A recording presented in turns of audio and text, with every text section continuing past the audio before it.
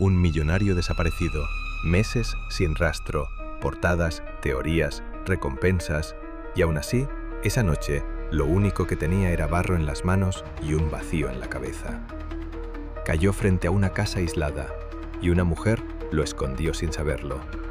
Porque cuando ese hombre recuperara la memoria, recordaría dos cosas: que lo traicionaron y que volver podía destruir a la única familia que lo salvó. La lluvia no caía fuerte, caía sin prisa, como si quisiera borrar huellas. El hombre avanzaba por un camino de grava con la camisa rasgada, los labios morados y la mirada de alguien que no sabe dónde está. Si alguien lo hubiese visto, habría pensado lo obvio: un vagabundo, un náufrago de la vida. Nadie habría imaginado lo imposible, que ese hombre meses atrás salía en portadas, inauguraba edificios y movía cifras que mareaban. En la ciudad lo llamaban Darío Valdés. En ese camino era solo un cuerpo a punto de rendirse. Se desplomó frente a una casa baja, de paredes oscuras y techo de chapa. Una casa escondida entre eucaliptos, donde el viento sonaba distinto porque allí el mundo no tenía prisa. La puerta se abrió apenas. Asomó una mujer de unos 30 y pocos, Elena. Ojos cansados, pelo recogido, manos con cortes pequeños de trabajar. Detrás de ella, una niña de 9 años, Irene, y un chico un poco mayor, Bruno, miraban sin parpadear. Elena no gritó, no llamó a nadie, solo observó ese cuerpo como si el destino le hubiera dejado un problema en la puerta. Bruno susurró: «Mamá, no lo metas». Elena tragó saliva y aún así dio un paso fuera. Se agachó, comprobó el pulso y dijo en voz baja, casi como una promesa: «No te mueras aquí, no delante de ellos». Y lo arrastró hacia adentro. Esa noche Elena lo limpió con agua tibia, le quitó el barro del pelo y le vendó la cabeza con una camisa vieja. El hombre ardía en fiebre. A ratos abría los ojos, pero no miraba a nadie. Parecía mirar a través. En un momento murmuró algo que a Elena le heló la sangre. «No, no firmes, no firmes». Elena se quedó quieta con el paño en la mano. «¿Firmar qué?», susurró, aunque sabía que no iba a responder. Al amanecer, por fin despertó con claridad. Miró el techo, luego a Elena, luego a los niños. «¿Dónde estoy?» «En mi casa», contestó ella sin adornos. «Te encontré fuera». Él intentó incorporarse, pero el dolor lo dobló. «¿Cómo te llamas?», preguntó Elena. El hombre abrió la boca y se le vació la cara. «No lo sé». Silencio. Bruno apretó los dientes desconfiado. Irene, en cambio, lo miró con una compasión rara para su edad. Elena no era de discursos, pero entendía algo. Un hombre sin nombre es un hombre sin suelo. «Te vamos a llamar Nico», dijo, «hasta que te acuerdes». Él asintió como si ese nombre fuera un salvavidas. Los días pasaron con esa calma pesada del campo. Elena vivía de lo que podía. Arreglaban motores pequeños, vendía huevos, hacía trabajos por encargo cuando la llamaban desde el pueblo. No era pobreza romántica, era vida difícil. Y Elena tenía una norma: nadie entraba en su casa porque sí. Pero aquel hombre no entró porque sí. Entró porque estaba medio muerto. Nico empezó a recuperarse. Al principio apenas podía levantar un cubo de agua. Luego, un día, vio un generador averiado detrás de la casa y sin que nadie se lo pidiera, se agachó y lo desmontó con una precisión que no parecía de un desconocido. Bruno lo observó desconfiado. «¿Cómo sabes hacer eso?». Nico se quedó con una pieza en la mano, confundido. «No lo sé, pero lo sé». Ese tipo de cosas pasaban a menudo. Nico no recordaba nombres, ni lugares, ni caras, pero su cuerpo recordaba habilidades, y cuanto más se integraba en la rutina, más raro era lo que sentía. Paz.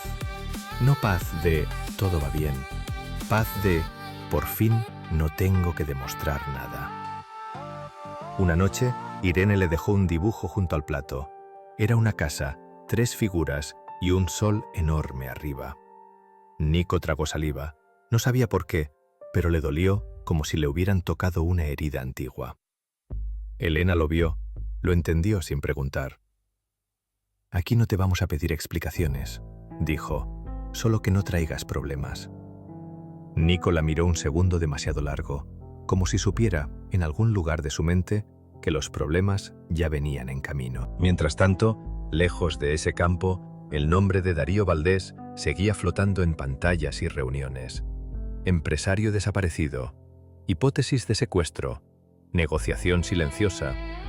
Pero los que estaban dentro sabían que no era un drama de prensa, era un tablero.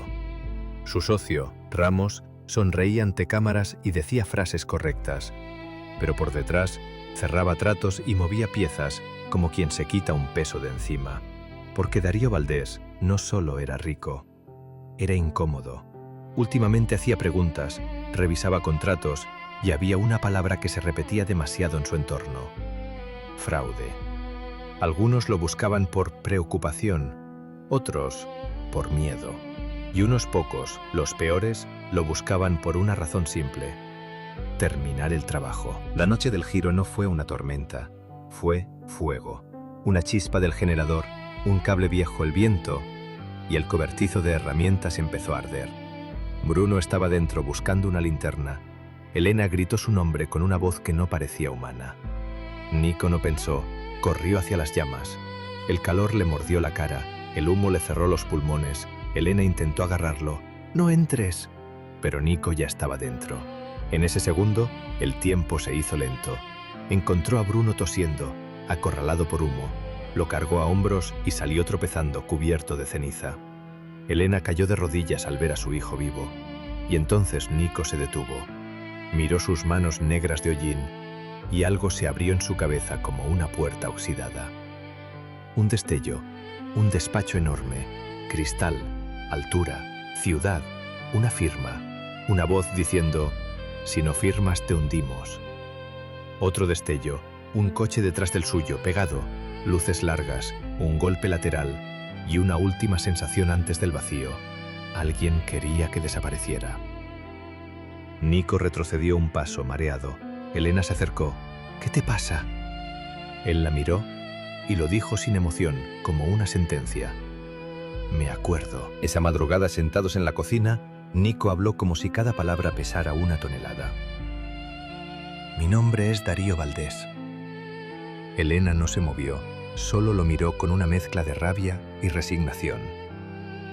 «¿Entonces, viniste a traerme problemas?» Darío bajó la mirada. «No vine. Me tiraron». Silencio. Y ahí apareció el giro que hace que esta historia sea distinta. Elena no era solo una mujer del campo. Sacó de un cajón una carpeta vieja con papeles doblados y sellos. «¿Sabes por qué me fui de la ciudad?», preguntó. Darío negó. Elena clavó los ojos en él. «Porque una empresa tuya compró el taller de mi padre. Prometieron empleo, prometieron futuro, y al mes lo cerraron, lo dejaron sin nada.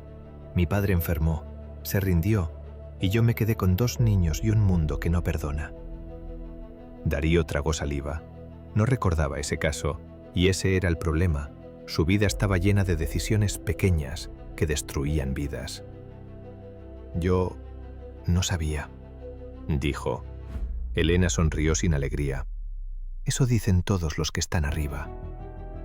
Darío se quedó quieto, roto por dentro, porque por primera vez entendía algo con claridad total. Podía volver a la ciudad, recuperar su dinero, aplastar a Ramos, cobrar venganza, pero si volvía con el mismo corazón, iba a seguir siendo el tipo que destruye sin enterarse. Y ahí estuvo la decisión real. No era campo o ciudad, era esto: ¿quién eres cuando recuperas el poder? 3 días después, llegaron coches al camino. Demasiado limpios, demasiado silenciosos. 2 hombres bajaron con cortes de pelo perfectos y sonrisas ensayadas. «Buscamos a Darío Valdés, hay gente preocupada». Elena sintió un frío en el estómago. Darío miró a Bruno, que ya no lo miraba con odio, sino con una pregunta muda. «¿Te vas?» Darío salió. «Soy yo», dijo. Los hombres respiraron aliviados. Demasiado rápido, como si les urgiera cerrar un asunto. «Señor, por favor, tiene que volver. Hay decisiones, firmas, urgencias. Darío los miró sin parpadear. No hoy. Uno frunció el ceño. ¿Cómo que no hoy? Darío habló con una calma que solo tiene alguien que ha perdido el miedo a perder estatus. Porque antes de volver, tengo que decidir qué voy a arreglar y a quién voy a enfrentar. Los hombres intercambiaron miradas y Darío supo que no eran mensajeros, eran una correa. Darío volvió a la ciudad, sí, pero no para recuperar el imperio. Volvió para hacer algo que el viejo Darío nunca hacía: asumir responsabilidad. Reunió pruebas, volvió a revisar contratos, puso nombres sobre papeles. Y cuando tuvo todo, no gritó, no amenazó. Hizo lo más peligroso que puede hacer un hombre con poder. Encendió la luz. Ramos intentó sonreír. Darío, estás vivo. Me alegro. Darío lo miró como se mira a alguien que ya no tiene máscara posible. No me alegro de estar vivo. Me alegro de recordar quién me empujó. Silencio. Hubo abogados, hubo acuerdos, hubo traiciones que se destaparon. Darío perdió parte de su imperio, sí, pero ganó algo que nunca había tenido: una columna vertebral. Semanas después, Darío regresó al campo. No volvió con coches lujosos ni promesas vacías. Volvió con hechos. Arregló lo básico sin convertir la casa en mansión. Aseguró estudios para los niños. Le devolvió a Helena lo que la vida le había robado, sin comprar su dignidad. Y lo más importante, cambió su forma de estar. Bruno, un día mientras arreglaban una puerta, le dijo: si vuelves a ser el de antes, prefiero que te vayas. Darío asintió sin ofenderse. Yo también. Helena lo miró desde la cocina y por primera vez en años soltó el aire como quien deja de pelear un segundo. Porque Darío entendió al fin la lección que el dinero nunca enseña. Perderlo todo no fue su castigo, fue su oportunidad. Y en ese rincón del mundo, lejos de aplausos y titulares, nació una vida distinta. Una vida que no se medía en millones, sino en decisiones que nadie aplaude: quedarte, reparar, escuchar y no volver a huir de ti mismo.